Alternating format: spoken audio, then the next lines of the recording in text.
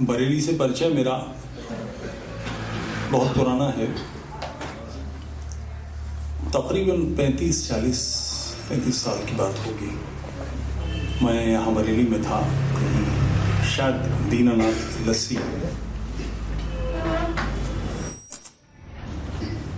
ये बंद कर दिया कि दुकान पे खड़ा था। और कम करो बेटा।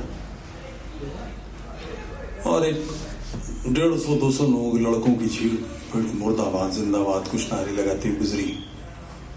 मैंने पूछा क्या मामला है, तो मेरे साथ थे एक साहब। उन्होंने बताया कि अरुण शौरी साहब की किताब आई है द बोर्ड ऑफ फतवास, और उसके विरोध में ये ऊधम मच रहा है। मैंने कहा ऊधम मच रहा है क्यों? अगर बोर्ड ऑफ फतवास से आपको एतराज है तो किताब लिखिए, खंडन कीजिए उसका। मार देंगे, फाड़ देंगे, पेट फाड़ देंगे, चाकू लगा देंगे, ये सब क्या है? थोड़ी सी बातचीत हुई तो उसमें पता लगा कि शहर का जो काजी है बरेली का, चूंकि इस्लाम में फोटो वर्जित है, इसलिए उसके पासपोर्ट में, उसके ड्राइविंग लाइसेंस में फोटो नहीं है। ये अधिकृत सत्ता जो देश में है उसके ऊपर दूसरी सत्ता स्थापित कैसे हो गई और किसने करने दी? तो बरेली से मेरा जो परिचय बड़ा विचित्र है। मैं यहाँ बरसों से आता जाता हूँ, मगर बहुत इतिहास पर नजर दौड़ाएं तो हम पाते हैं कि ऐसी बहुत सारी घटनाएं हैं। हमें अभी हाल की घटना, मुश्किल से 50-55 दिन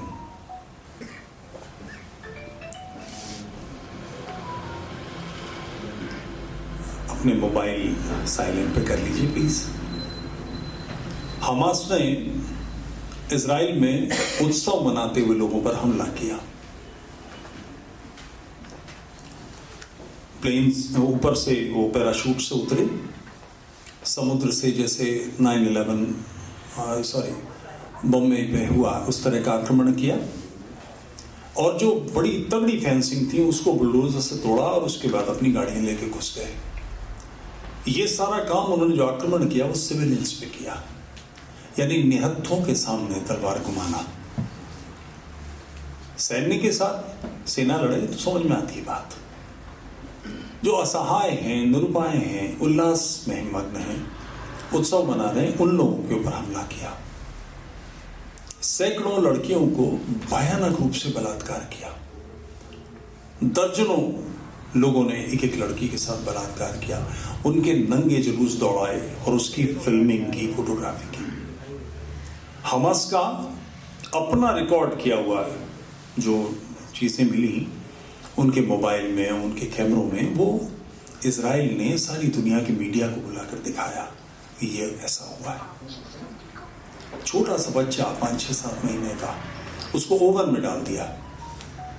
बच्चा तड़प रहा है, जल रहा है, चीखें मार रहा है, और उसकी मां को क्रमिक रूप से लगातार लोग रेप कर रहे हैं, उसकी फोटोग्राफी कर रहे हैं।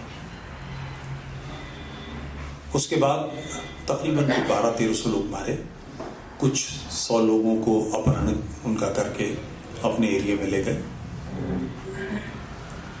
1923 से पहले फिलिस्तीन नाम का कोई इलाका कहीं दुनिया में इतिहास में दर्ज नहीं है। उसके बावजूद एक बड़े पैमाने पर हंगामा खड़ा कर रखा है। मैं कुछ और उदाहरण आपके सामने प्रस्तुत करता हूं। ईस्टर के मौके पे अभी 3-4-5 साल पहले श्रीलंका में 2 5 स्टार होटल्स में 2 सगे भाइयों ने अपने बम बांध के चेस्ट पे बम विस्फोट कर दिए, तो 250 लोग मारे गए। उनका पिता मसाले का व्यापारी है, 8,000 करोड़ का उसका व्यापार है। श्रीलंका में 8,000 करोड़ का व्यापार का मतलब है टॉप के लोग। प्रधानमंत्री कार्यालय में उसको उसी दिन का अपॉइंटमेंट तुरंत मिल सकता था। इतना सक्षम, इतना प्रभावी, उसके 2 बच्चों को बम बांध के असहाय निरुपाय लोग जो बाहर से, श्रीलंका एक ऐसा डेस्टिनेशन है जहां बाहर से बहुत लोग आते हैं, वहां पर ऐसा करने की क्या जरूरत आई? पुलिस ने उसके घर पर छापा मारा। उसकी उनमें से एक विवाहित था, उसकी पत्नी गर्भवती थी, उसने भी बेल्ट बांधी हुई थी बम्स की, और पुलिस वालों के सामने अपने आप को विस्फोट कर लिया। खुद मरी, अपना गर्भस्थ शिशु मारा गया और 5-6 पुलिस वाले मार दिए। एक अजीब स्थिति। अंडरस्टैंडिंग मोहम्मद, जिस किताब की मैं बहुत एडवोकेटिंग करता हूं, मेरे पास उसकी 3 कॉपियां हैं, आप में से कोई चाहेगा तो ले भी सकेगा। इसकी शुरुआत है, वो कहते हैं कि कुछ साल, 10 साल का पीरियड है, इसमें 18,000 आतंकी हमले हो चुके हैं, हजारों लोग मारे गए। अगर आप ये सोचते हैं कि आतंक कोई नई घटना है, तो कृपया ध्यान करें और इसका पुनर्विचार करें। इस्लाम अपनी सफलता आतंक से ही नापता है। जिन्होंने ये कार्य किया, जिनके साथ किया गया, उनसे 5 मिनट पहले कभी मिले भी नहीं थे। कोई शत्रुता नहीं, चेहरा नहीं जानते, नाम नहीं जानते, किसी से कोई मतलब नहीं, उसके बावजूद ऐसा किया। नाइजीरिया में एक संगठन काम करता है, बोको हराम। बोको हराम का मतलब पाश्चात्य सभ्यता हराम। क्रिश्चियन मिशन का एक हॉस्टल, जिसमें 9 वर्ष से लेकर 15 वर्ष की आयु के बच्चे थे, 700 बच्चे, उसमें आग लगा दी रात में। जो बच्चे कूद कूद के बच के भागे, उन्हें कुल्हाड़ों से, चाकू से काट डाला, बाकी बच्चे जल के मारे गए। इन बच्चों को कभी उससे पहले देखा तक नहीं था। तो ऐसी मानसिकता ये क्यों कर रहे हैं, इसको समझना बहुत आवश्यक है, क्योंकि इस मानसिकता को नहीं समझेंगे तो इससे निपटा नहीं जा सकेगा। यह असंभव कार्य है। ये इस तरह से है कि नागफनी को नष्ट करना है तो उसकी जड़ खोदनी पड़ेगी, और जहां से ये कांटे उगते हैं उसका ध्यान करना पड़ेगा। टेम्स पर कुछ साल पहले की घटना है। 3 अलग अलग देशों के लोगों ने एक बड़ा ट्रक ढूंढने की कोशिश की, वो नहीं मिला तो एक वैन लेकर टेम्स के पुल पर वो लोगों के ऊपर उन्होंने गाड़ी चढ़ा दी। आते जाते लोगों को कुचला, कभी उनसे कोई मतलब नहीं, उसके बावजूद मारा। जब गाड़ी पेमेंट से टकरा के गिर पलट गई तो छुरी लेकर निकले और अंग्रेजों पर जो जा रहे थे उनको चाकुओं से गोदा। अंग्रेज अल्लाह अकबर नहीं समझ पाएंगे, इसके लिए बीच बीच में वो in the name of Allah, in the name of Allah कह के मारा लोगों को। वहां की पुलिस भारतीय राजनैतिक सत्ता की पराधीन नहीं थी, उसने तुरंत तीनों वहां झटका दिए। एक और घटना 9/11, 22 लोग और $1,00,000, बस इतना खर्चा लगा। और इस 9/11 में जितने लोग मारे गए हैं, हमारे 71 के युद्ध में, 65 के युद्ध में, और ये जो कारगिल में युद्ध हुआ है, किसी युद्ध में इतने लोग नहीं मारे गए। न इतने लोग मारे गए, न इतने जख्मी हुए। 22 लोग विभिन्न देशों से होते हुए, फ्रांस से, जर्मनी से, ब्रिटेन से होते हुए अमेरिका पहुंचे। इन तीनों देशों में भी उन्होंने बोइंग उड़ाना सीखा, अभ्यास किया इसका। बोइंग उड़ाना कोई साइकिल चलाना नहीं है कि कोई भी सीख ले, इसके लिए टाइम लगता है, तकनीकी निपुणता चाहिए। ये निपुणता आने के बाद ये अमेरिका पहुंचे और वहां 1.5 से 2 साल के बीच रहे। सिविलियंस हैं, मिलिट्री के लोग नहीं है जिनको शत्रु को मार देने के लिए या मर जाने के लिए ट्रेन किया गया हो, ऐसा नहीं है। और उसके बाद वन फाइन मॉर्निंग उन्होंने 4 प्लेन हाईजैक किए, 2 ट्विन टावर पे दे मारे, क्योंकि अमेरिका में इतना बड़ा साधन लेकर आना, इतने बॉम्ब्स लेकर आना इनको उड़ाने के लिए संभव नहीं है। तो प्लेन को बॉम्ब बना दिया। उसके दोनों टैनों में प्लेन के पेट्रोल रहता, टक्कर मारी, एकदम से हाई हीट जनरेट हुई, जो लोहा था, इस्पात लगा था, वो पिघल गया अपने वजन से, बिल्डिंग ढह गई। एक व्हाइट हाउस पे मारने की कोशिश की, जिसे वहां की एयरफोर्स ने गिरा दिया, और चौथा उन्होंने पेंटागन पे गिरा दिया। 22 लोग, $1,00,000 और जीवन का लक्ष्य तय कि हमें ये करना है। अमेरिका से कोई शत्रुता नहीं, अमेरिका ने उनका कुछ नुकसान नहीं पहुंचाया, उसके बावजूद उन्होंने ये काम किया। मुंबई में समुद्र के जरिए से कुछ लोग दाखिल हुए, बिल्कुल सिविलियंस, जैसे आप चल रहे हैं, एकदम से गोलियों की बौछार आ जाए। होटल में घुस गए, सिनागोग के लोगों को मारा, यहूदियों का जो पूजा स्थल होता है, और बिल्कुल असहाय निरुपाय लोग, उन पर गोलियां बरसाई। शत्रु भाव अगर है तो हम शत्रु की सेना से लड़ते हैं, सिविलियंस से क्या लेना देना। तो इस मानसिकता को जाने बगैर, और ये कोई आज से नहीं है, गुरु गोविंद सिंह के 2 बच्चे, 6 साल का बच्चा, बड़ा भाई उसका 9 साल का, पकड़ दिए गए। इनसे शर्त रखी गई कि मुसलमान बन जाओ, छोड़ देंगे तुम्हें। छोटा वाला पूछता है, मुसलमान बन जाएंगे तो मरेंगे नहीं क्या? क्या गजब का बच्चा, क्या ट्रेनिंग। हकीकत राय, मदरसे में पढ़ता था, राधा जी के बारे में कुछ बदतमीजी की बात की तो उसने पलट के, चूंकि मदरसे में पढ़ता था, वो जानता था भाषा, उसके बारे में मालूम था, उसने आयशा के बारे में, मोहम्मद की जो सबसे चहीती और छोटी पत्नी थी, उनके बारे में कोई बात कही। उसके साथ भी शर्त कि तुम मुसलमान बन जाओ, छोड़ देंगे नहीं तो मार दिया जाएगा। आपने कोई गलत काम किया तो उसमें ये इनाम नहीं दिया जा सकता कि आप ये कर देंगे तो हम आपको छोड़ देंगे, अन्यथा मार दिए जाएंगे। बंदा बैरागी सेना का व्यक्ति है, सैनिकों ने पकड़ लिया, 700 साथी पकड़े गए। उनके छोटे से बच्चे को कहा मुसलमान बनो, नहीं मना कर दिया तो उसका पेट फाड़ के उसका कलेजा निकाला, बंदा बैरागी के मुंह में ठूसा। शर्त ये मुसलमान बन जाओ, छोड़ देंगे। तो इस दीन में, इस मुसलमानियत में ऐसा क्या है जो ये सामान्य व्यक्ति को बिल्कुल पशु बना देती है, बर्बर बना देती है, हिंसक बना देती है? क्योंकि ईश्वर अल्लाह तेरो नाम 1500 साल से हम देख रहे हैं, सारे संसार में उधम मचा हुआ है, कोई एक जगह नहीं है, जहां गए वहां समस्याएं खड़ी करती है।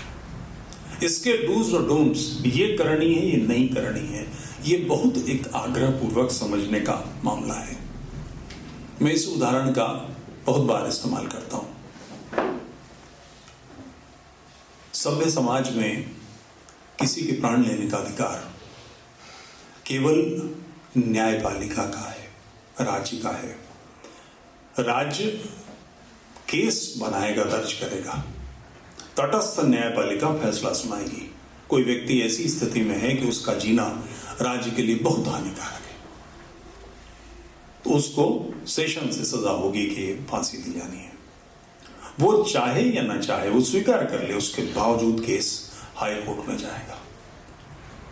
हाई कोर्ट फिर सुनवाई करेगा, उसको अधिकार है, वो मना करे तब भी उसका केस लड़ा जाएगा। फिर वहां से फांसी होगी तो उसके बाद सुप्रीम कोर्ट में केस जाएगा, फिर वहां से फांसी होगी। ये बरसों का प्रोसेस है। इसके बाद राष्ट्रपति के पास केस जाता है, राष्ट्रपति जब इसकी पुष्टि कर देंगे उसके बाद फिर सुप्रीम कोर्ट में रास्ता खोल दिया इन कंपनियों ने। बहरहाल इन 4 स्तरों पर फांसी होती है।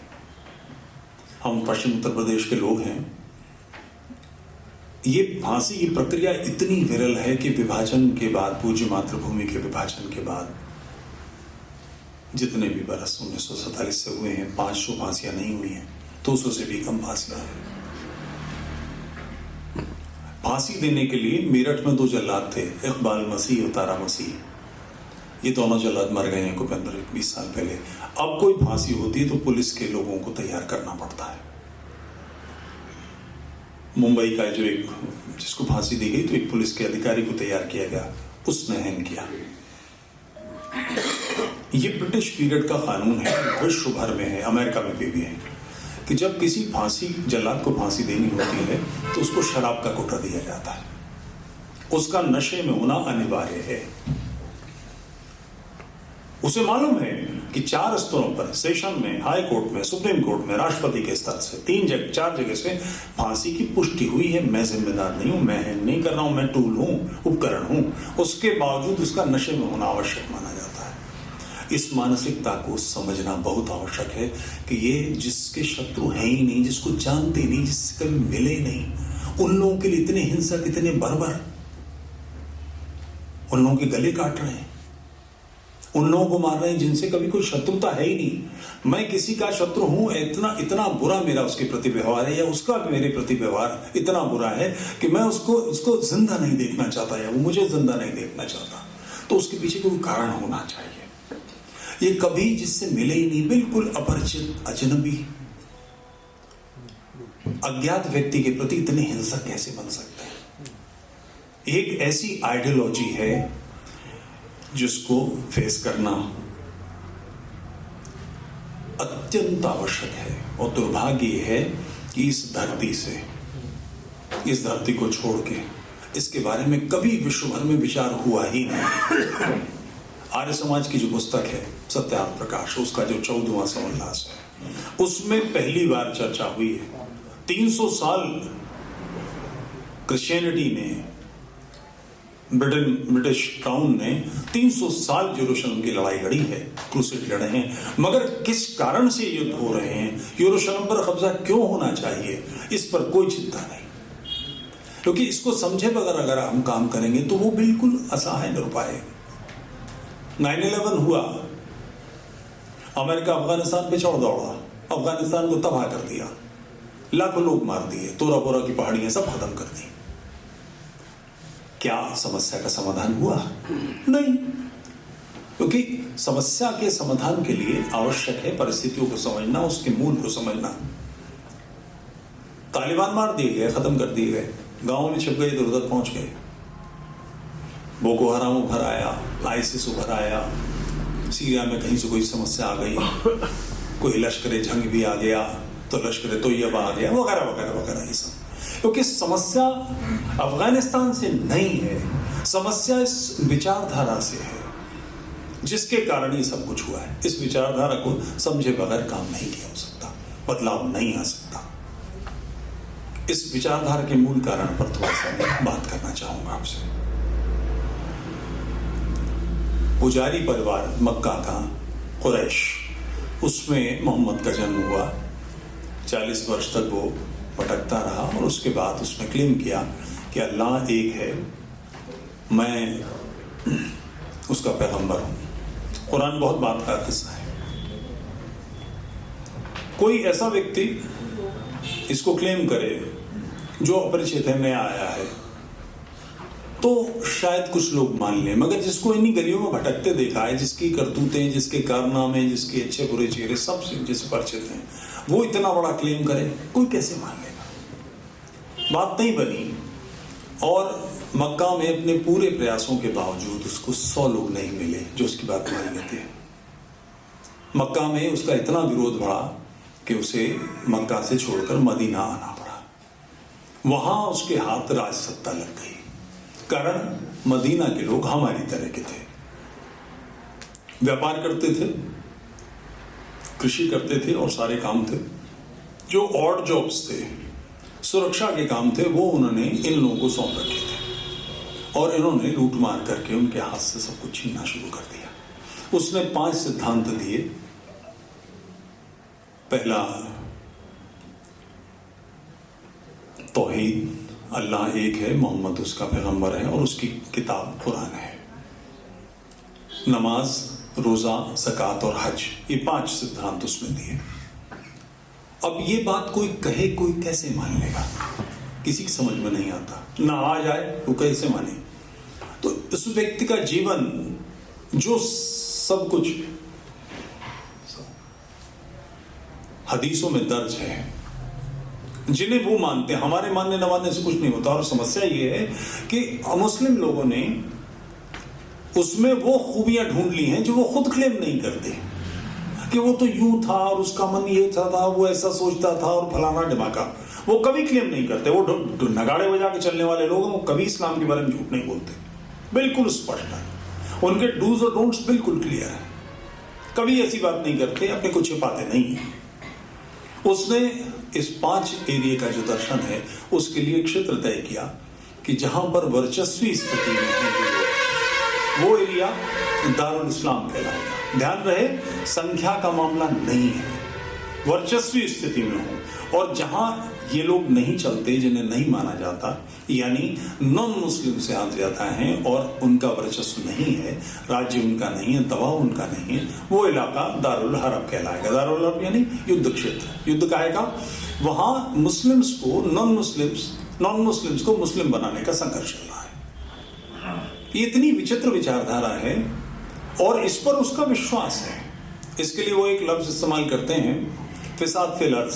अर्ज का मतलब मिट्टी, धरती। फिसाद धरती पर फसाद।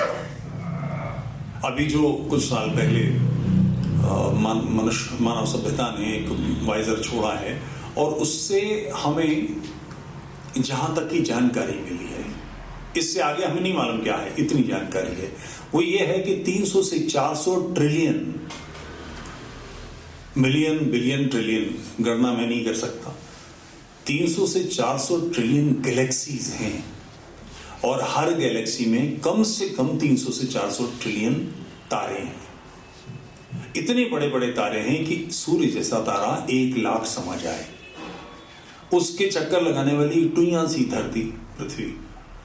कल्पना यह है कि ये सारा उपद्रव, सारा बवाल, इतना फैलाव अल्लाह मियां ने, जिसने ये सृष्टि बनाई है, इसलिए किया है कि इस पे पृथ्वी पे मोहम्मद को पैदा करना है, और ये धरती उसके लिए है।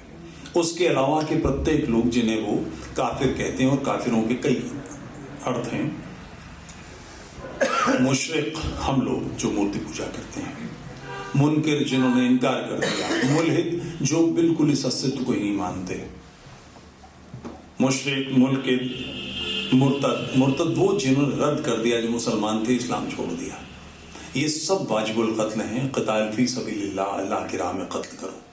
जिहाद फी सबीलिल्लाह, अल्लाह की राह में जिहाद करो। वो छिपाते नहीं हैं, वो बिल्कुल स्पष्ट कहते हैं। किसी भी उनके जो इज्तिमा होते हैं बड़े बड़े, उसमें सुनिए, जिहाद का मतलब है, उनकी किताबें बताती हैं, देवबंद पढ़ाता है, बरेलवी स्कूल पढ़ाता है, जिहाद का मतलब काफिर को दीन हक पे बुलाने और इनकार करने पर उसके साथ जंग करने को कहते हैं। यानी इस सभ्य समाज के अंदर, सभ्य समाज मतलब जो ये मानता है कि हम सब बराबर हैं, मैं गुलाम हूं और आप बादशाह हैं, तो आपके विशेष अधिकार है, मेरे कम है, ऐसा नहीं है। स्त्री पुरुषों के अधिकार हमारे समान हैं, हम बराबर हैं। सभ्य समाज विकसित ही इससे हुआ है। अन्यथा 1925 के आसपास ब्रिटिश क्राउन ने पहली बार औरत को में जीवन माना है। इससे पहले उसके अंदर आत्मा नहीं है, ये मानसिकता थी। लाखों महिलाएं ईसाइयों ने जला के मार दी, क्योंकि उनके अंदर आत्मा नहीं है, वो चुड़ैल हैं और जाने क्या क्या उनके बारे में कह के पहली बार माना है उन्होंने। तो ये जो मानसिकता है, ये मनुष्यों में भेद करती है, ऊंचा नीचा तय करती है कि हम मुसलमान हैं, हमारा विशेष अधिकार है, हम अल्लाह की राह में चल रहे हैं और हम ये करते हैं और वो करते हैं। अब ये नबूवत का इतना बड़ा जो दावा है, इसे चेक कैसे करें, कैसे माने? 2-3 उदाहरण। आप लोग पश्चिम उत्तर प्रदेश के हैं, सर्च कीजिएगा इमराना ऑफ मुजफ्फरनगर, पट से मिलेगा, 2500 साइटें निकलेंगी। इमराना एक लेडी ने अपने घर के लोगों से कहा कि रात में मेरे ससुर ने मेरे साथ रेप किया है।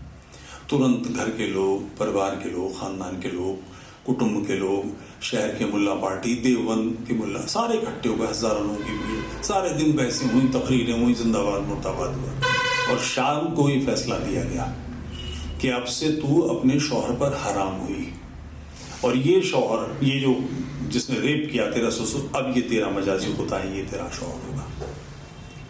यानी तकनीकी रूप से इसके जो 3 बच्चे हैं, वो अब इसके बच्चे नहीं रहे, पोते पोती हो गए। ऐसी बेहुदा बात कोई 1-2 आदमी करे तो समझ सकते हैं कि पागल है, दिमाग खराब है इसका। एक पूरा समूह कैसे कर रहा है?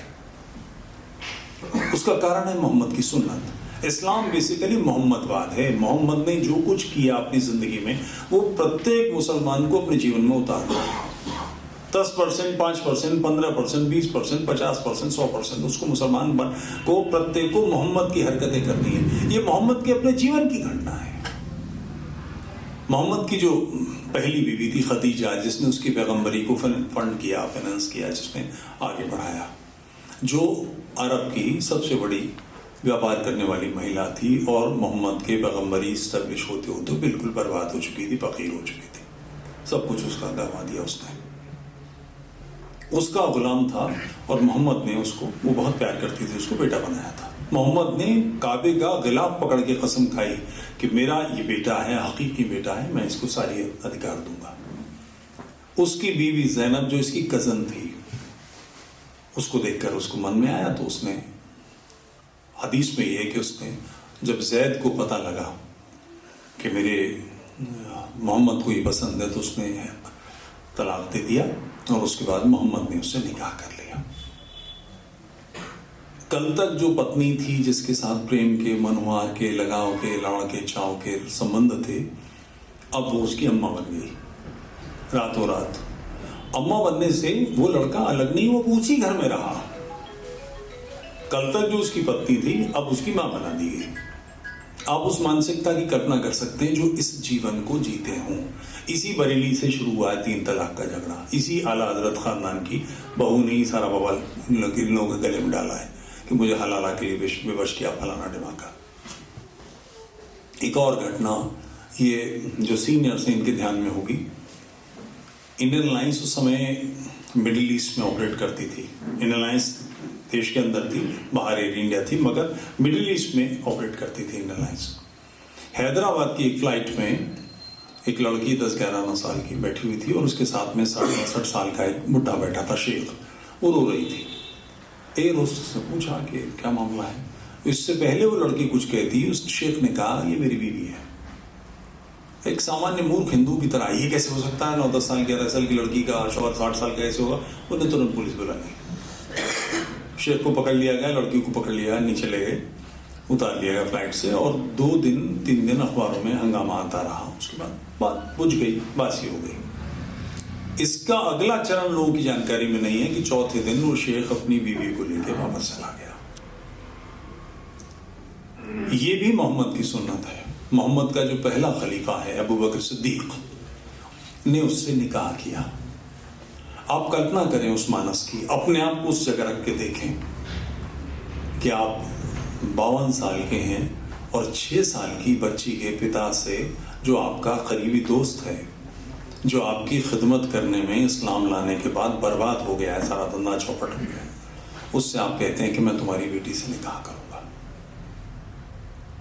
वो कैसा मानस होगा। और कितना धीरज, कितना सब्र उस व्यक्ति में। 3 साल इंतजार किया बालिग होने का। जब वो 9 साल की हुई, यानी मैच्योर हो गई, तब उसके साथ यौन संबंध स्थापित किए। जब ये 55 का था और वो 9 साल की थी। आपके मोहल्ले में कोई 55 साल का आदमी, 52 साल का आदमी किसी 9 साल की बच्ची के ऊपर कुत्सित ढंग से हाथ रख दे, क्या असर होगा उसका? किसी और की आपकी छोड़ दीजिए, मुसलमान क्या करेंगे? मगर ये मोहम्मद की सुन्नत है, इसलिए मुसलमान पर यह फर्ज है, जरूरी है। इस मुल्ला ने ऐसा किया। मुझे याद पड़ता है एक वाकया। मुंबई में था मैं, जिमखाना बिल्कुल वो जो टाटास का होटल है उसके बगल में एक मैं जगह ठहरा हुआ था। किसी मित्र ने मुझे नाश्ते के लिए बुलाया, तो मैं नाश्ता करने गया। टेनिस खेल के एक साहब आ रहे थे और मुसलमानों में शौक है तबलीग का, हर मुसलमान इस्लाम की दावत देता करता। तो वो कमर पे रगड़ते हुए तौलिया आ रहे थे, पसीना। और उसके बाद उन्होंने मिलवाया कि तो फिर चतुर्वेदी शायद, अरे साहब अस्सलाम वालेकुम, और फलाने और दिमाग के, और रसूल सल्लल्लाहु अलैहि वसल्लम ने यूं किया, और औरतों की हालत ऐसी थी इस्लाम से पहले, और फलाना और धमाका। मैंने हाथ पकड़ के बैठा लिया, बैठ गए, दावत देने लगे मुझे, और देखिए इस्लाम में खूबियाँ औरतों के लिए किया। तो मैंने उनसे पूछा कि रसूल की सबसे चहेती बीवी कौन सी थी? उन्होंने कहा आयशा, हज़रत आयशा सिद्दीक़ा, अम्मा आयशा। मैंने कहा अम्मा बनने की उम्र में उनकी एज क्या थी? अब वो समझ गया कि कहाँ कच्चा दे रहे हैं, कहाँ घर मारेंगे। अब वो अच्छा मैं मिलता हूँ, नहीं मैंने कहा तबलीग कीजिए भाई, ठीक बताइए तो मुझे। तो उन्होंने फरमाया कि एक्चुअली 9 साल की उम्र, तो उन्होंने कुछ कहा तो मैंने कहा मैं दिखा तो हदीसें देता हूँ, ये रही, एक थोड़ी सैकड़ों हदीसें हैं, आयशा की खुद की हदीसें हैं और लोगों की हदीसें हैं, जिन्हें मुतबर मानते हैं, आप कहते हैं सही है। तो बोले नौ, वहाँ एक्चुअली वो गर्म इलाका है, वहाँ मेच्योरिटी बहुत पहले आती है 9 साल में। मैंने कहा आप कोई सऊदी अरब में बर्फ तो पड़ने नहीं लगी, अब भी होती होगी 9 साल की 6 साल की बच्चियों से शादी। अब वो सूझ गया, नहीं आप तो दीन पे, नहीं दीन पे दावत देने तो आप आए, अब जवाब दीजिए मेरी बात का। तो हमारी कठिनाई क्या है कि हम लोगों को ये पता ही नहीं है कि इनके सच क्या है। जैसे एक बड़ी अजीब सी बात, बगैर ऑक्सीजन सिलेंडर के, बगैर किसी सपोर्ट, एक गधा खच्चर, गधी खच्चरी घोड़ी जो भी कहिए, उस पे बैठ के मोहम्मद 7वें आसमान पर अल्लाह ताला से मिलने गए। अल्लाह और उनके बीच में 1000 मील का फासला था। और उसके बाद जब हिजाबात उठे तो देखा कि अल्लाह बैठा है। जो वाक़या है वो अपनी जगह है। लौटते समय मोहम्मद जन्नत और जहन्नम होकर आए, तो जहन्नम में उन्होंने देखा कि औरतों की भीड़ है, वहां औरतें सब उसमें भरी हुई हैं। क्यों? तो हदीस है कि औरत नाक़िसुल अक़्ल है, बेअक़्ल है, बुद्धिहीन संरचना है। आते समय जो उन्हें देखा जन्नत में, उन्हें एक फरिश्ता मिला। आप कल्पना करें, कैलकुलेट कीजिएगा इसको, कि जिसके 70,000 मुंह हैं। काउंट कैसे होंगे 70,000 मुंह? कैसे किया होगा? हर मुंह में 70,000 दहन है, ये माउथ है हर मुंह में।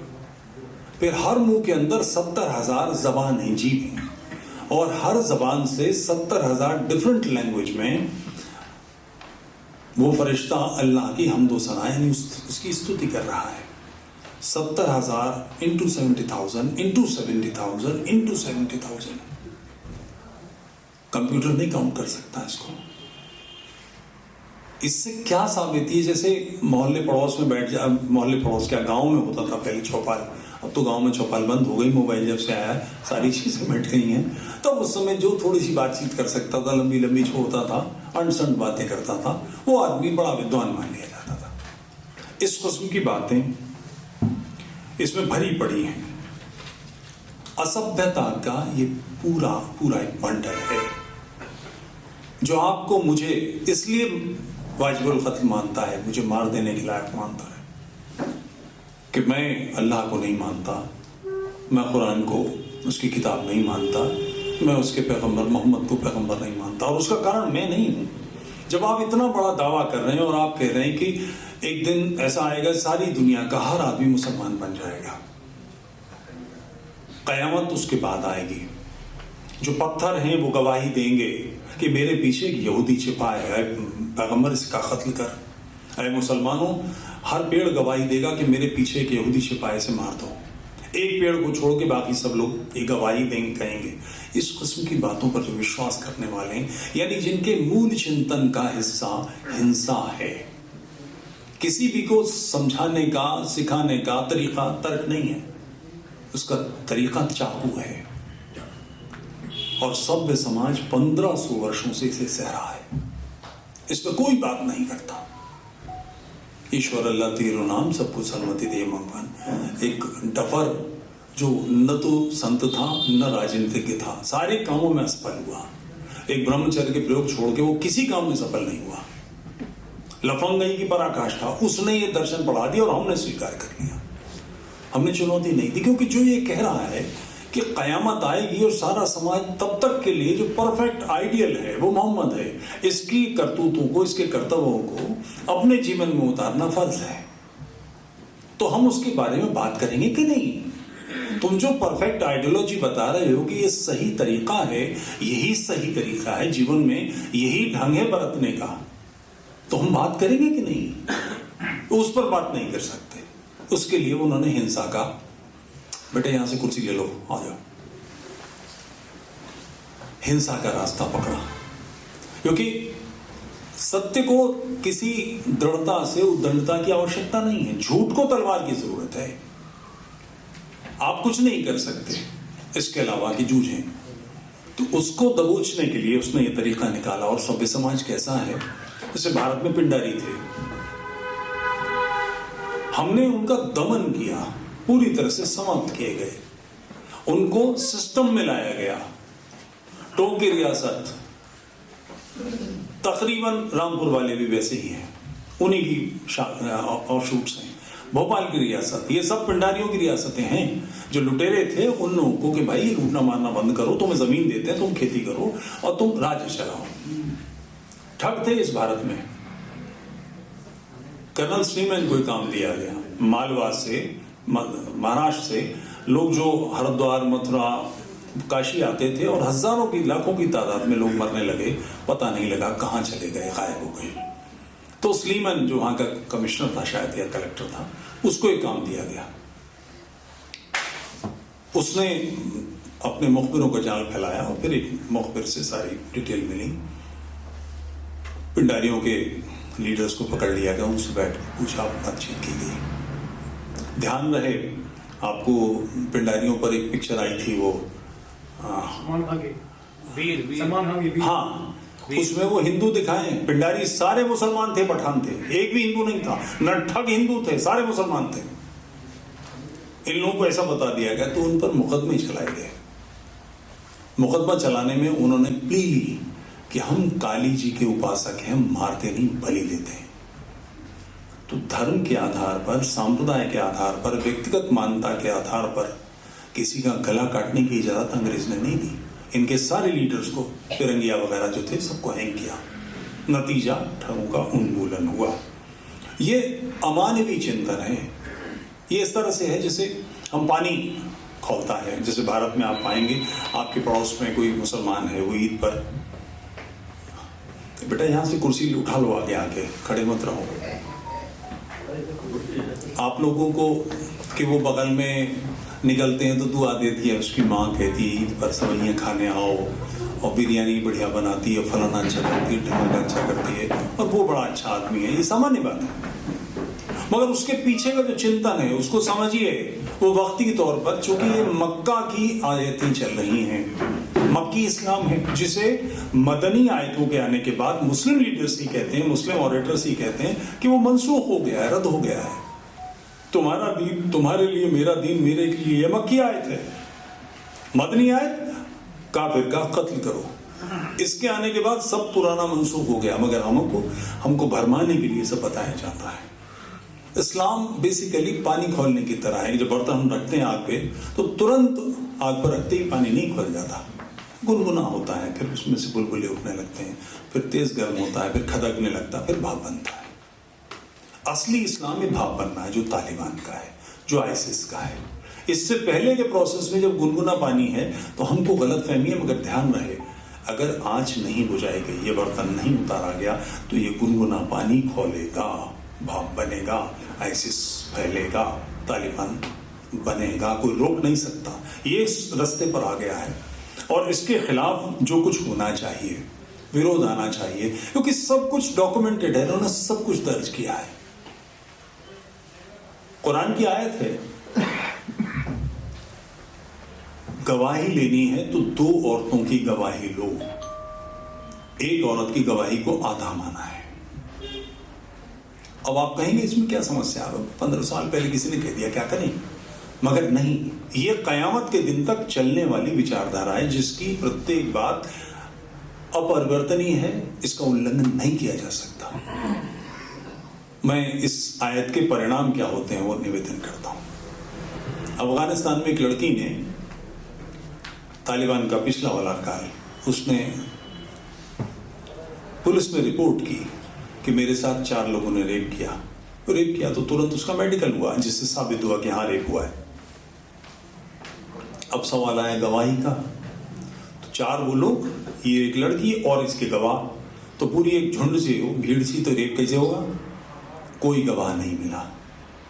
तो तालिबान की शूरा ने, जो टॉप के लीडर्स थे, उन्होंने फैसला दिया कि ये लोग बेकसूर हैं, और ये लड़की जिस पर यह साबित हुआ कि इसके साथ सेक्स हुआ है एक्स्ट्रा मैरिटल, तो ये बदचलन है, इसको पत्थर मार मार के संसार कर देना चाहिए। उसको पत्थर मार मार के कत्ल कर दिया गया। इस आयत का एग्जीक्यूशन ये है। दूसरी एक घटना, खलीफा हारून अल रशीद जब खलीफा बना तो इसका मन अपने महल की एक बांदी में आया। उसने उसे बुलवाया तो बांदी ने आकर कहा कि मैं आपके वालिद के साथ, आपके पिता के साथ रह चुकी हूं, मेरा दर्जा आपकी मां का है। खलीफा खामोश हो गया, मगर उसके इश्क में गिरफ्तार इतना था कि बीमार पड़ गया। तो वजीरों को चिंता हुई, उन्होंने मुफ्ती से बात की कि भाई इसका कोई रास्ता निकालो। उन्होंने कहा फतवा दे दूंगा। मुफ्ती मतलब वो आइडेंटिटी, वो शख्सियत जो इस्लाम में इस्लाम की दृष्टि से डूज और डूंड तय करती है कि ये सही है, ये गलत है। मुफ्ती का काम है कि 1 लाख दीनार लूंगा, मैं फतवा दे दूंगा। खलीफा से पूछा कि वो 1 लाख दीनार के लिए क्या है, बोले बुला लो। बुला लिया गया उस खलीफा से, ने कहा कि, तो उसने कहा 1 लाख दीनार बोल दूंगा। उसने लड़के को बुलाओ, वो आ गई बांदी। तो उससे पूछा कि तुम्हारे, इनके वालिद जब तुम्हारे साथ थे बेडरूम में, इसका कोई गवाह है? अब खलीफा जो उस वक्त का है, वो किसी के साथ बेडरूम में हो तो किसी की मौत ही आई है जो वहां पहुंचेगा, मुमकिन ही नहीं है, कोई गवाह नहीं था। इस आयत की वजह से मां के दर्जे की महिला के साथ खलीफा हारून रशीद के रिलेशन बनने का रास्ता खुला। तो ये जो डूज और डोंट्स हैं, जिनका आधार कुरान है, हदीस है, ये एक बहुत बड़ी समस्या है। अल अज़हर यूनिवर्सिटी, जैसे देवबंद है, देवबंद नंबर 2 पर है, सबसे बड़ी यूनिवर्सिटी अल अज़हर है इजिप्ट की। वहां ये हो चुका है कि मिस्र में पाकिस्तान की एक फैमिली समुद्र में नहा रही थी, लड़की डूबने लगी, तो वहां जो गार्ड थे वो बचाने के लिए दौड़े, तो उसके बाप ने हाथ पकड़ लिया कि नहीं, तुम ना महरम हो, तो मेरी बेटी को नहीं छू सकते। वो लड़की डूब के मर गई।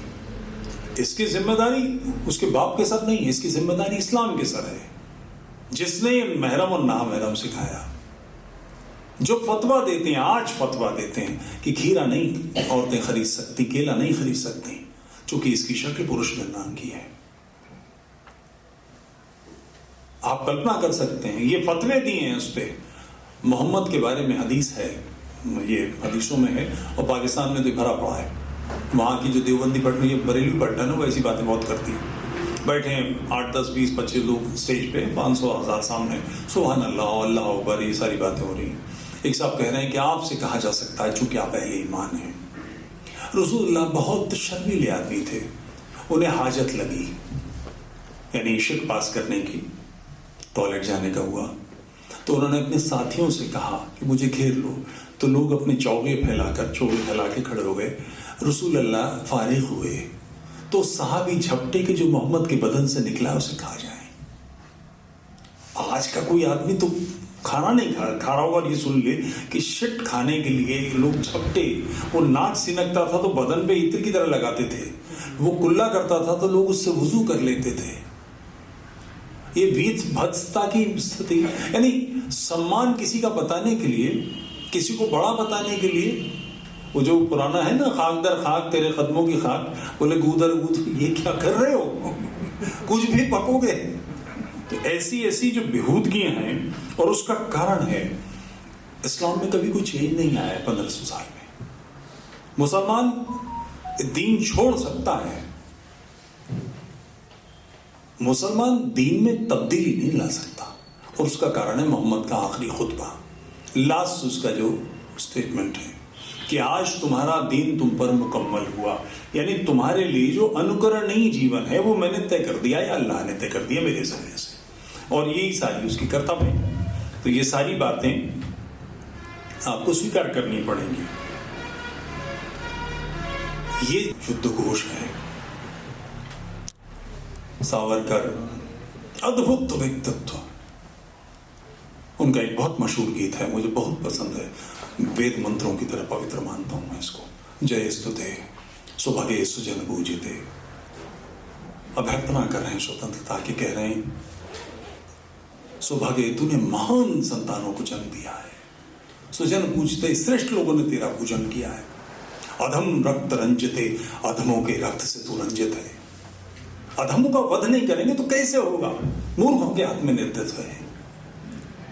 दुर्गत तो होनी है हमारी, क्योंकि इस समस्या को समझना आवश्यक है। 10वीं पातशाही गुरु गोविंद सिंह समझ गए कि यह समस्या एक बार की नहीं है, एक आदमी को निपटाने से 1000 आदमी को नहीं होने वाला है। इसके लिए एक मशीन बनानी पड़ेगी जो लगातार इससे जूझे। तो एक सिस्टम बनाया कि भाई ये करना है, लगातार चलेगा। ये सपना है, जय हिंदू राष्ट्र सपना है। विद्यारण्य तीर्थ हरिहर बुक्का की शुद्धि की, विजयनगर साम्राज्य स्थापित किया। 900 वर्ष ये साम्राज्य चला। दक्षिण में जो दिल्ली का इतिहास ऐसे बताया जाता है कि सारे भारत पे दिल्ली का राज्य रहा है, सब बकवास है। 150 किलोमीटर के आसपास में लूटपाट करने वाले गुंडे थे, किलों में रहते थे, बाहर निकलते थे, हमला करते थे, वापस आ जाते थे। 900 वर्ष रहा है। आखिरी विजयनगर साम्राज्य जिनकी कहानियां, तेनालीराम की कहानियां हम लोग को सुना दी जाती हैं बीरबल के नाम पर, उनसे ये चूक हुई। आप मेरे साथ आकर बात करना चाहेंगे? अन्यथा मुझे थोड़ा सा डिस्टर्बेंस हो रहा है। सेना में इस्लामी भर्ती कर लिए। जब सेना जीत रही थी तो अंदर के लोगों ने हमला कर दिया, पूरा साम्राज्य ढेर हो गया। छत्रपति शिवाजी की आंखों में सपना था, मृत शैया पर हैं, अंतिम समय है। होलकर, गायकवाड़, शिंदे सब साथ खड़े, सेनापति। पूज्य व्यक्ति अपनी अंतिम सांसों में अपने सेनापतियों को अंतिम आदेश देता है, काशी मुक्त कराओ, मथुरा मुक्त कराओ, हरिद्वार मुक्त कराओ। म्लेच्छों के हाथ से इस अधिकार को छीनो, ये हमारी धरती है। पेशवाओं ने सपना देखा, ये अटक से कटक उनका घोष है। कोई आवश्यकता नहीं थी पानी बताने की। निकल कर आए कि पूज्य मातृभूमि पर आक्रमण नहीं चलने देंगे। उनका परिणाम है पानीपत हारे, हम हार गए। अगले 5 साल में हमने बहुत दुर्गत करी, सब भगा दिए, सबको मार दिया। उसके बाद पठान, इधर पठान छोड़िए, कहीं से भी कोई आक्रमणकारी उस रास्ते से फिर लौट के नहीं आया। पेशावर उसी पेशवाओं के काल में जीता गया है। आज तक अफगानी पठान हमसे पेशावर नहीं ले सके। हमारे उत्तराधिकारी पाकिस्तान में हैं, वो थामे बैठे हैं। जय हिंदू राष्ट्र एक सपना है इस राष्ट्र का, इस मिट्टी की संतानों का, हमारे पूर्वजों का। और उसका हल क्या है? क्योंकि ये सपना, मैं कई बार सोचता हूं 1947 से पहले कभी कोई व्यक्ति इसको सोचता, इसमें बदलाव लेकर आ सकता था क्या? बहुत अवसर आए हैं। राजस्थान का एक बहुत प्रसिद्ध, उसकी कविताएं सवैया तो अद्भुत हैं। उसमें एक जगह वो कहते हैं, काग को भाग कहा कहिए, हरि हाथ से ले गए माखन रोटी। छोटे से कन्हैया है, हाथ में मक्खन रोटी है, कौवा हाथ से छीन के ले गया। तो काग को भाग, कौवे के क्या भाग्य हैं कि कृष्ण के हाथ से मक्खन रोटी लेकर चला गया। वहां के एक आचार्य के शिष्य थे, वो रसखान को हिंदू बनाया नहीं। चांद कहती हैं, नंद के कुमार कुर्बान तेरी सूरत पे, हूं तो मुगलानी हिंदुआनी है रहूंगी मैं। नंद के बेटे तेरी सूरत पे कुर्बान, मुगलानी हूं मगर हिंदू बन के रहूंगी। क्या हिंदू बनाया? नहीं। सैकड़ों लोग मथुरा में बैठे हैं, वृंदावन में बैठे हैं, कथा कर रहे हैं, श्री राधे जी, श्री फलाना, ये करो वो करो। कृष्ण जन्मभूमि में बनी ईदगाह नहीं दिखती, आंखें फूट गई हैं। एक से एक यहां भी आते हैं कथा करने, 20 लाख 50 लाख दक्षिणा, ये वो चढ़ावा सब ले लाते। किसी को नहीं दिखाई देता कि कृष्ण जन्मभूमि पर ईदगाह है। वो काम किसका है? तुम्हारा नहीं। तुम्हारा काम क्या है? इस निरीह हिंदू समाज को दूना, इसका खून पीना, इसकी ऐसी तैसी फेरना, जो ये मानता है कि तुम धर्माचार्य हो। ये कोई नई चीज नहीं है। मथुरा में, वृंदावन में, वाराणसी में, अयोध्या में मुसलमान कभी बहुसंख्यक नहीं रहे। तलवार थी उनके पास, हमारे पास सर थे, हमारे सर कटे। 50 बार हम लड़े, उसके बावजूद हम छीन नहीं सके। कारण हिंदू राष्ट्र का सपना आंखों में नहीं था। मैं स्वयं 90 में 92 में दोनों समय अयोध्या में था।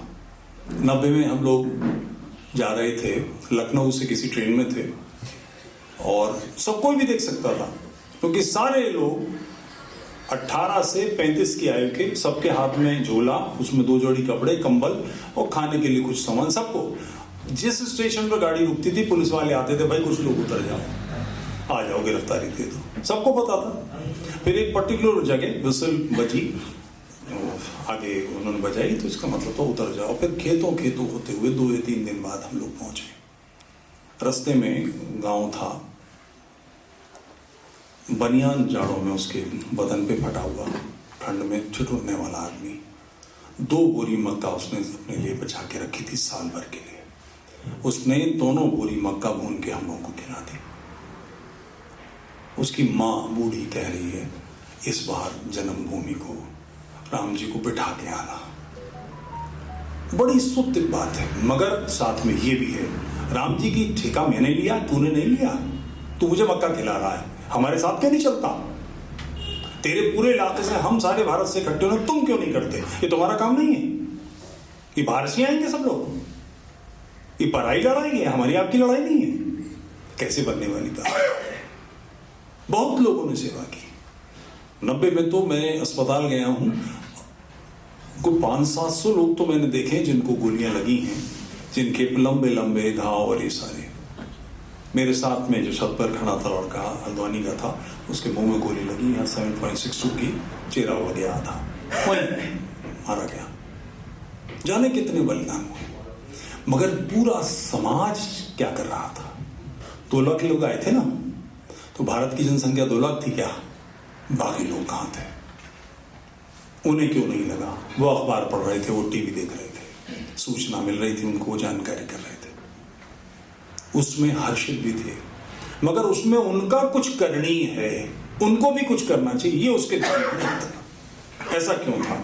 उसका कारण वो जो 150 लोग जिंदाबाद मुर्दाबाद करते हुए किताब के खिलाफ, बोर्ड ऑफ फतवास के खिलाफ, अरुण शौरी की किताब के खिलाफ बरेली में उधम मचा रहे थे, उसके पीछे कोई मानसिकता थी, उसके पीछे कोई व्यक्ति था जिसने कहा करो। हमारे व्यक्ति क्या कर रहे हैं? इसी बरेली में मुरारी कथा कर रहे हैं, अचानक उनको हरि कीर्तन करते करते एकदम से हाथ मारा उन्होंने, 2 हाथ तब छाती पे, और मौला अली मौला अली मौला अली। लोग खड़े हुए, लोगों ने, मैं बोल नहीं रहा, अली मौला मुझसे बुलवा रहा है। अबे कुछ पता भी अली मौला के बारे में? जानता है, पढ़ा लिखा है, बिल्कुल ही पागल हुए। मैं बताता हूँ अली मौला के बारे में, किताब 3 ही है, 12 इससे पढ़ के पता लगेगा। बनो कुरैज़ा का वाकया, यहूदियों को घेर लिया, उनका खिलाफ फैसला हुआ कि तुम बाहर आ जाओ, छोड़ देंगे। लोगों ने दरवाजे खोल दिए, सबको घेर लिया। अलग अलग हदीसों में किसी में 700, किसी में 900, किसी में 1300, किसी में 1100, किसी में 600, मगर 600 से कम किसी में नहीं है। इतने लोगों के गले काटे गए। हर लड़की को सेक्स स्लेव बना लिया गया, और ऐसे बच्चे जिनके ग्रोइंग पे नाभि से नीचे बाल नहीं आए थे, उनको छोड़ के हर लड़के का गला काट दिया। काटने वाले कौन थे? अली मौला सबसे आगे था। ये क्या अलवारा तुझे, तलवार डाल दी इसने तेरे? मगर हमारे लोग, चूंकि कतर में कथा हो जाएगी, दुबई में कथा हो जाएगी, वहां का शेख ढोलक रहेगा। आपने देखा होगा एक बुरखे वाली औरतें बड़ी कीर्तन कर रही हैं और बड़े जोर जोर से कीर्तन। ये ध्यान रहे कि वहां पर हिंदू महिलाओं को भी बुर्खा पहनना पड़ता है। वो हिंदू है, वहां की महिला नहीं है, ये गुजरात की महिला है। हमारा आचार्य क्या कर रहा है? वो क्यों नहीं प्रेरित कर रहा? इसके पीछे भारतीय जनता, उस समय के भारतीय जनता पार्टी आंदोलन कर रही है, संघ के लोग प्रयोग कर रहे हैं, प्रयास कर रहे हैं, मेहनत कर रहे हैं। जो लड़के मारे गए, जो कुछ भी हुआ, अब उनके लोग थे। बाकी राष्ट्र कहाँ था? उसकी कोई जिम्मेदारी नहीं थी। कोई मृदुल कृष्ण शास्त्री, कोई विजय कौशल, कोई नहीं बोलेगा। ये काम संघ का है, नया खून वो झोंके, और तुम क्या करोगे? तुम तो 25 लाख में कथा करने आओगे। तो हिंदू समाज मार नहीं खाएगा तो क्या होगा? जिसका नेतृत्व तो इतना कापुरुष हो, इतना नपुंसक हो, जो सिर्फ अपने व्यक्तिगत स्वार्थों में घिरा हुआ हो, उनका हाल क्या होने वाला है। ये लोग जो कह रहे हैं हूं तो मुगलानी हिंदुआनी है रहूंगी मैं, काग को भात कहा कहिए हरियात सुने को माखन रोटी। इन्हें हिंदू नहीं बनाया। अब 4 पीढ़ी बाद उनका परपोता जमात इस्लाम का कारकुन बन जाए तो रिस्पॉन्सिबल कौन? जिम्मेदार तो आप हैं, हमें। वो चाहते हैं ना, हम कुछ नहीं करते। आखिर उस महिला को जिसको यहाँ पर उसके परिवार के लोगों ने हलाला किया और सारी घटनाएं हैं, तो जाहिर है वो बेचैन होती है। मगर हम लोग क्या कर रहे हैं, तमाशे की बातें, कुछ ऊधमबाजियाँ, कुछ ये है कि हम उसको दुकानदार को, सब्जी बेचने वाले को भगा दिया, भग तेरी मियाँ नहीं बेचेगा, फल वाले को भगा दिया। ठीक है, दबाव चाहिए, मगर रास्ता तो दो। अगर ये वापस आ जाए तो उसकी जिम्मेदारी कि मेरी गली का हर आदमी तेरे से सब्जी खरीदेगा, मैं जिम्मेदार, मैं तेरे पिता की जगह, मेरी पत्नी तेरी माँ की जगह, हम करेंगे ये काम, लौट के आ। क्योंकि अगर ऐसा नहीं करा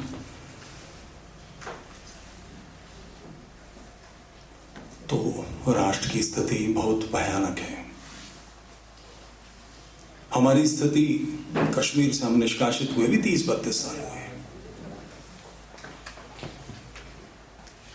अखबारों की रिपोर्ट्स हैं कि वहां के इस्लामी हिंदुओं को भून के खा गए, जला के खा गए, मनुष्य का मांस खाया इनका मख्तों ने। मगर हमको लगता है वो ऐसा था वैसा था। एक कश्मीर को छोड़ दीजिए, भारत में कितने कश्मीर निर्माण हो गए, घर घर गली गली। और ये बदल सकते हैं, ऐसा नहीं कि नहीं बदल सकते, ये हो सकता है, मगर इसको करने के लिए कुछ करना तो पड़ेगा। हमारी आंखें बहुत कमजोर हो गई। हमको कश्मीर, हमारे मित्र हैं और एक आज नाम ले रहे थे, 2 वर्ष पहले जब वो डायलॉग का कार्यक्रम था, उसमें मंच से जेसाई दीपक ने कह दिया कि वो अब कश्मीर से हम निकल गए तो निकल गए, उसकी वापसी संभव नहीं है। वो कार्यक्रम करके नीचे उतरा, मन थाम लिया उसको। तो मैंने कहा अगर कश्मीर से वापसी संभव नहीं है तो ढाका, लाहौर, काबुल, कंधार, जैसौर, खुलना, हमारी नाल गढ़ी है। यहाँ वेदों का सृजन हुआ, हमारे ऋषियों ने यहाँ यज्ञ किए हैं, हमारे प्रतापी सम्राटों ने यहाँ अश्वमेध यज्ञ किए हैं। ये धरती कैसे छोड़ देंगे? ये सपना भी नहीं देखेंगे। और ये कुछ सामान्य, ये कठिन बात नहीं है। 4000 साल से यहूदी सारी दुनिया में जूते खा रहे हैं, मार खा रहे हैं। सारे यूरोप में मार खाई, सारी दुनिया मार खाई है, एक देश भारत को छोड़ के। डोमिनिक लेपियर और लैरी कोलिंस की बहुत मशहूर किताब है जिन्होंने फ्रीडम एट मिडनाइट लिखी, उन्हीं की किताब है वो यरूशलेम। उसमें इसका जिक्र है, सारे देशों में कहां कहां उनके साथ क्या हुआ। अमेरिका में पूरा म्यूजियम है, उसमें बिल्कुल स्पष्ट है कि भारत को छोड़ के सारे संसार में हमने दुर्गत झेली, मार खाई। एक यहूदी जब दूसरे यहूदी से बिछड़ता था तो वो कह के बिछड़ता था अगले बरस यरूशलेम में। 4000 साल तक जैसे हम जाते हैं बिछड़ते हैं, अब तो बंद कर दिया, राम राम करना, नहीं तो पहले तो जाते समय राम राम करते थे। मुसलमान खुदा हाफिज बोलता है, सिख राखा बोलते हैं, वो अगले वर्ष यरूशलेम में नदियों के किनारे बैठ के, तालाबों के किनारे बैठ के, पहाड़ियों में बैठ के रोते थे यरूशलेम की तरफ मुंह करके। एक दिन आएगा जब लौटेंगे। लौटे 1948 में। अधिकतम संख्या 7 लाख है। 5 देशों ने उस पर हमला किया। हथियार नहीं थे इनके पास, कुछ नहीं था, घर के चाकू, बेलचे, कांटे, सब्जी काटने वाली दरातें, इस किस्म के इन हथियारों से लड़े और वो ठुकाई लगाई, वो मार लगाई, तबे धरी कर दी। उसके बाद जब जब हमला किया भुस भर दिया काल में। 1200 लोग मारे, अंदाजा कर लें कुछ ज्यादा, 2000 मारे, 20,000 तो चटका चुके हैं अभी तक। गाजा की त्राई त्राई बुलवा दी है। 165 सैनिक मरे हैं सिर्फ उनके।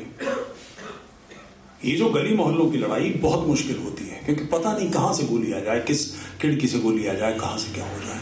वो उसमें ट्रेंड लोग हैं, बहुत बढ़िया ट्रेंड लोग हैं। 2000 के बदले में 20,000 चटका चुके हैं और कह चुके हैं गाजा जब तक गाजा से हमास नहीं खत्म होगा लड़ाई नहीं रुकने वाली। यानी गाजा बिल्कुल नेस्त नाबूद कर देंगे। ये सपना हमारी आंखों में क्यों नहीं है? आज भी बांग्लादेश में जब हम निकले थे, इन कम वक्तों ने, गांधी, नेहरू, इन कंजरों ने हमारे माथे पे काली पोत दी। वहां के हिंदुओं ने विभाजन नहीं मांगा था, न पाकिस्तान के हिंदुओं ने विभाजन मांगा था, उसको झोंक दिया इस भेड़ियों की मान में। खुद बैठे रहे, तमाशा करते रहे और ये लोग मर गए। 32% बांग्लादेश में थे, आज 7% बांग्लादेश में लोग बचे हैं हिंदू। 25 करोड़ की आबादी मान लीजिए, 4 करोड़ से अधिक लोग पाकिस्तान में और 4 करोड़ से अधिक बांग्लादेश में। हिंदू या तो मारे गए हैं या कन्वर्ट कर लिए गए हैं, भगा दिए गए हैं। ये 8 करोड़ लोगों का नरसंहार विश्व में सबसे भयानक नरसंहार है, कहीं दर्ज नहीं है। इस समय में सभ्य समाज क्या कर रहा है? ओलंपिक खेल रहा है, मॉल्स बना रहा है, इंटरनेशनल टूर्स हो रहे हैं, क्रूज हो रहे हैं, फलाना ढमाका सब काम। कारण वो तो रो रहा है, मगर हम तक नहीं इसे दर्ज करते। बांग्लादेश से जो विभाजन हुआ है, पंजाबी में तो किताबें कुछ मिल भी जाएंगी, बंगाल की तो एक सिंगल किताब नहीं है। जो लाहौर में हुआ वही ढाका में हुआ था, मगर इसका कोई रिकॉर्ड नहीं है। रिकॉर्ड किस बात का? बंगबंधु मुजीबुर रहमान, ये हरामजादा 46 में जो डायरेक्ट एक्शन डे, उसमें दायां हाथ था सोहरावर्दी का। इसके बारे में ये भारत के प्रति अच्छे भाव रखने वाला व्यक्ति है। इसको 71 में हमने स्थापित कर दिया। परिणाम क्या होगा इसका? अपने भाइयों की हमने चिंता नहीं की, अपनी चीख नहीं सुनी। अगर हम ही नहीं सुनेंगे तो कोई और क्यों रोएगा? किसी और की क्या दिलचस्पी होगी? बंगाल के जितने राजनीतिक नेतृत्व हैं बड़े, ये भट्टाचार्य, फलाने ढमाके, सब बांग्लादेश से आए हुए लोग हैं। इनके साथ वही हुआ जो पंजाब में हुआ है, और सब मौन हैं, सब शांत हैं, किसी के ध्यान में नहीं है, कोई नहीं बोलता। इस सपने को अहोम सेनापति लचित बरफुकन ने देखा, मरते मर गया, बीमार, कमजोर, घायल, उसके बावजूद औरंगजेब के सैन्य के भुस भर दिया कि नहीं, अपनी धरती पर नहीं चलने देंगे, कुछ भी होगा लड़ेंगे, मारे जाएंगे, क्या समस्या है? कई बार हमें भी, आज मैं यहाँ आ रहा था, सुबह मैंने निकलते लोगों को व्हाट्सएप पे कुछ 10, 20, 25, 50 लोगों को इंफॉर्मेशन दी, तो उसमें 2 मैसेज आए, अपनी सुरक्षा का ध्यान रखिएगा। मैं 63 वर्ष का हूँ, सामने बैठा है मेरा बेटा, बहुत देर से शादी की, 15 साल का है, इसकी माँ नहीं बची, मैं अकेला हूँ। तो भी यही तो होगा ना, इसका पिता नहीं रहेगा। हम कौन हैं? पृथु, राम, दशरथ, दिलीप, सगर, मानधाता, इनके वंशधर हैं। चक्रवर्ती सम्राट है, मर जाएंगे तो क्या होगा? 63 वर्ष की उम्र में नहीं मरेंगे तो 72 में, 73 में, 75 में, 2000 साल तो जिंदा नहीं रहेंगे। हिंदुओं के पास, जिनके पास गीता है, मर जाएंगे तो फिर अगला जन्म लेंगे, फिर लड़ेंगे। नहीं कर सकते हम तो विजय की ईश्वरवृत्ति कहां से आएगी? अधम रक्त रंजित तो मेरा काम है। हम चाहते हैं कि सारा काम राज्य करे। सेना यानी थल सेना, नौसेना, वायुसेना, पुलिस, सीआरपीएफ, आईटीबीपी, फलाना ढिमाका, जितने जोड़ लीजिए, सबकी संख्या 20 लाख के आसपास है, 1 लाख आगे पीछे। और समस्या इस 2011 की जनगणना में 14.6% थी। 120, 130, 140 जो भी होगी, 20 करोड़ तो है, तो 20 करोड़ से 20 लाख लोग निपट भी सकते हैं। और फिर जिनके पास उसकी टेक्नोलॉजी नहीं है। प्रथम विश्व युद्ध में ट्रेंचेस की वॉर थी, उस समय वो 303 बोर की राइफल काम आती थी। सेकेंड वर्ल्ड वॉर में टैंक आ गए, ट्रेंचेस की वॉर खत्म हो गई, टैंक चढ़ा के ले जाएंगे, खत्म करती रोमेल ने उन सब लोग। अब उससे भी हम आगे आ गए हैं। गली मोहल्लों की लड़ाई इन शस्त्रों से लड़ी भी जा सकती है, ये ट्रेंड भी है। और फिर निर्णय कौन लेगा? धारा 370 हटा दी, हम बड़े प्रसन्न हैं, पीठ ठोक रहे हैं, दूसरे की भी अपनी 35 से हटा दिया, बैक डोर से एंट्री ले ली, डोमिसाइल की 16 साल। यानी मुद्दा ये था ना, जम्मू कश्मीर में बाहर का आदमी जमीन नहीं खरीद सकता, तो जो 16 साल से वहां निवास कर रहा हो, डोमिसाइल का सर्टिफिकेट तहसीलदार बना के देता है, फिर एसडीएम देता है, पटवारी से रिपोर्ट जाती है। 16 साल से जो निवास करता उसको मिलेगा। फिर वही काम घुमा के फिर लगा दी। तो ये नेतृत्व लेगा, कैसे होगा ये काम? राजनीतिक नेतृत्व के करने का काम नहीं है, क्योंकि किसी भी राजनीतिक जो हमारे प्रजातंत्र है, जिस देश में है वहां इस्लामियों का प्रजातंत्र एक टूल बना हुआ है। यहीं की सीट है, 1 लाख 1.5 लाख 1.5 लाख 2 लाख वोट है। किसी को भी सोचता है कि 1.5 लाख वोट इनके हुए, 1 लाख और जुगाड़ कर लो, सीट निकल जाएगी। तो वो कुछ बोलेंगे, और वो कितना चौकन्ना है। यहां से वो फखरुद्दीन अली अहमद की बीवी इलेक्शन लड़ रही थी, मैं यहाँ था उस समय इलेक्शन में। एक बुढ़ा भिखारी डंडा टेकता चला जा रहा है, ऐसे करता हुआ। एक दीन भाई खड़ा है, उसको बोलते उसे पर्ची डाला हूँ। वो दीन भाई नहीं, उसको नहीं पता है। रामा वल्लभ मिश्रा यहाँ थे, पुराने यहाँ पर मेरे दूर के संबंधी थे, तो उनके पास था। मैंने वहाँ ये तमाशा देखा। वो चौकन्ना है, अंधा भिखारी, उसकी भीख नहीं मिलेगी, भूखा रहना पड़ेगा। फिर भी वो लठिया टेकता, एक दीन भाई को पर्ची डालने जा रहा है। हम क्या कर रहे हैं? हम जिस नेतृत्व पर भरोसा कर रहे हैं उसकी क्षमता है क्या? विभाजन 1947 15 अगस्त को हुआ, इसकी भूमिका कब से बनी? 712 ईस्वी में जो आक्रमण था सिंध पर, 14वां आक्रमण सफल हुआ है। 13 बार हमारे पूर्वजों ने मार के भगा दिया, हमारे प्रतापी पूर्वज जैसे थे। 14वां आक्रमण सफल हुआ, 10 साल नहीं निकले, हमने फिर भगा दिए। मगर उन्होंने जिन लोगों को, उनके सब किताब, बल्कि एक किताब है, आप चाहेंगे तो सर्च कर लेंगे, चचनामा अभी आई है हाल में, इसी साल में। चचनामा की 7-8 और कॉपियां भी हैं, मगर ये मोस्ट ऑथेंटिक है। और मजेदार चीजें हैं इसमें। जैसे मैंने पहली बार पढ़ा चचनामा में, वो लिखता है कि जो जाट राजा बन जाता है वो राजपूत कहलाता है, जो राजपूत राजा नहीं रहता वो जाट बन जाता है। जाट, राजपूत और गुजर बिल्कुल एक क्लान है, जो आज एक दूसरे की खोपड़ी फोड़ने को तैयार है। इसके डॉक्यूमेंट और किसी बाहर वाले ने लिखा है, यहाँ वाले ने नहीं लिखा है। वो कहते हैं कि काफिरों के बुत खाने तोड़ने हैं, मंदिर को नष्ट करना है, औरतें लूट ली उन्होंने, सब कुछ किया। जो यहां छूट गए उनकी घर वापसी की क्या? बहुत थोड़े पैमाने पर हुई। छत्रपति ने इसके खिलाफ तलवार चलाई, ऐसा हम लोग सामान्य रूप से मानते हैं। ये सच नहीं है। अगर सच होता, छत्रपति ने इस समस्या से निपटने की कोशिश की होती, तो संघ के पहले सरसंघ चालक पूजनीय डॉक्टर जी की जीवनी में नागपुर का संघर्ष नहीं होता। मुसलमानों के जुलूस पर उन्होंने लाठियां बजवाई थी। ये कहां से आ गए? अगर छत्रपति ने निपटा दिए थे तो। उदयपुर में आज इस्लामिक समस्या है, अगर राणा प्रताप ने इस्लाम के खिलाफ लड़ाई लड़ी थी, तो ये मुसलमान कहां से आ गए?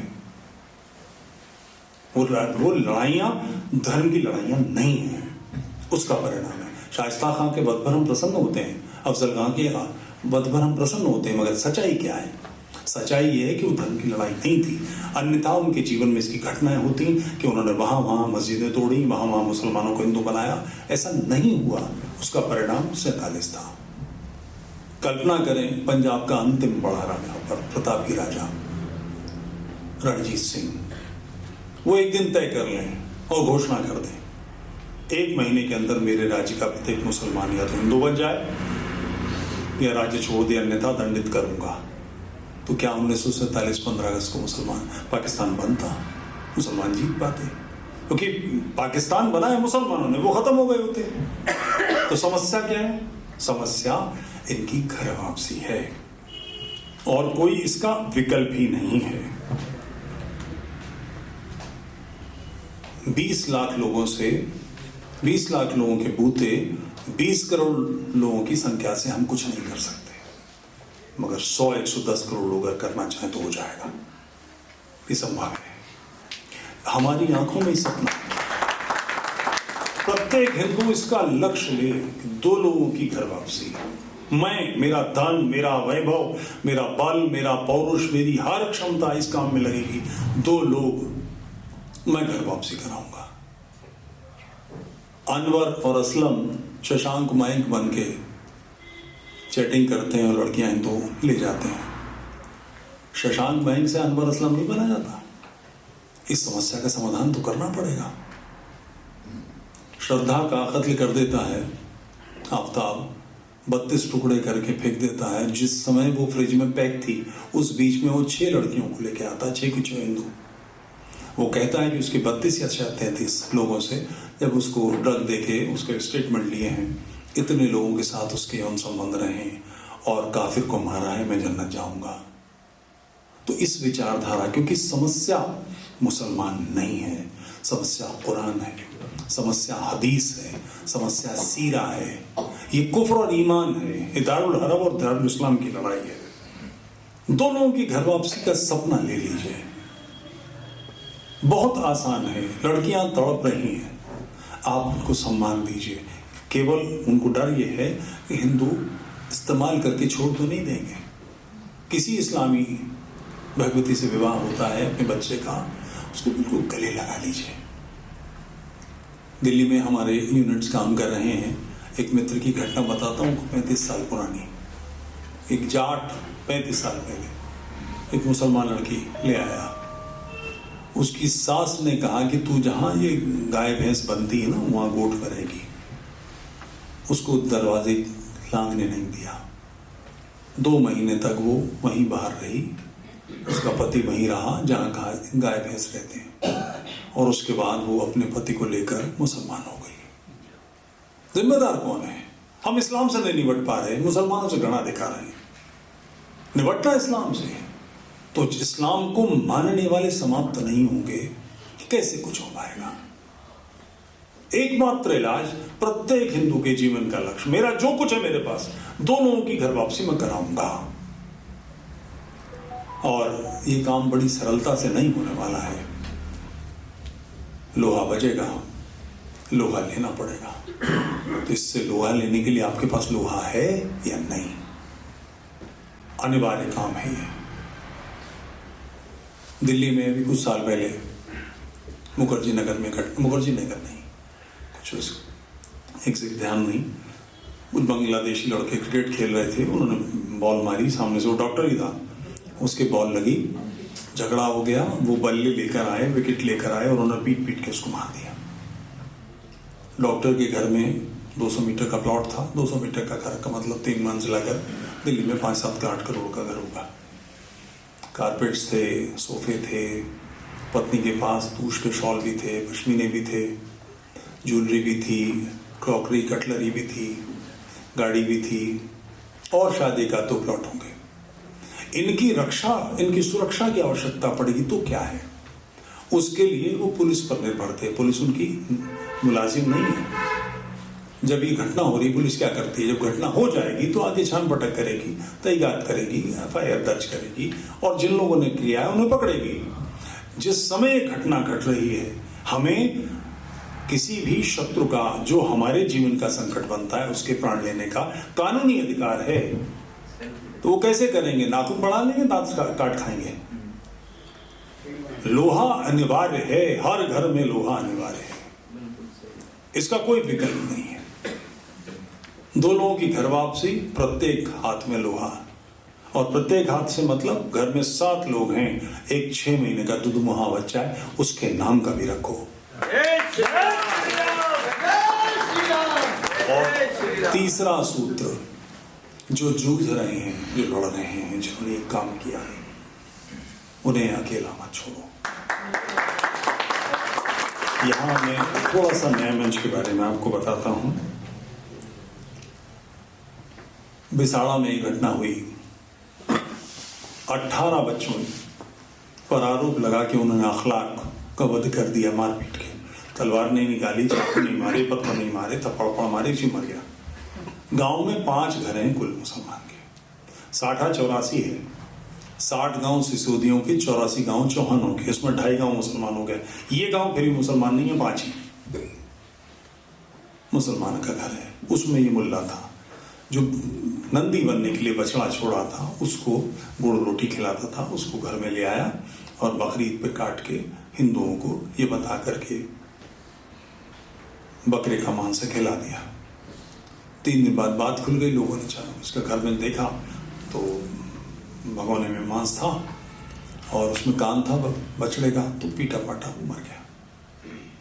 मुकदमा चला, हम लोग पहुंचे, हमें पता लगा और हमको भी बहुत देर से पता लगा, शायद 14 या 15 महीने बाद हम पहुंचे। 2 लोग चलते समय मैंने शायद 10,000 थे या 5,000 थे, कितने 10,000 थे रुपए, उनमें से एक को दिए और ये कहा कि रखिए बाकी कुछ और करते हैं। तो वो मुझे ऐसे देखने लगा जैसे मैं सी थ्रू हो, आर पार दिखाई दे रहा है, बिल्कुल सूनी खाली निगाहें, और धीरे से बोला कि 14 महीने बाद आने वाले आप दूसरे व्यक्ति हैं और पैसा देने वाले पहले हैं। 18 लोग 14 महीने से जेल में हैं। एक महिला जिसके 2 बेटे दोनों जेल में हैं, उसके हाथ पैर ऐसे थे मुड़े हुए, मुझसे मिलाने के लिए उठा के लाई गई थी। यानी शौच जाने के बाद अपने को क्लीन नहीं कर सकते, पता नहीं क्या बीमारी थी। उसके घर में कोई देख रेख करने वाला नहीं, गांव वाले किसी तरह से कुछ कर रहे थे। 1.5 लाख रुपए उन्होंने इकट्ठे करके मुकदमा लड़ने की तैयारी की थी। 2-3 दिन तो मैं सन्नाटे में रहा, उसके बाद फिर फेसबुक पे पोस्ट लिखी और उनमें से एक का अकाउंट नंबर डाला।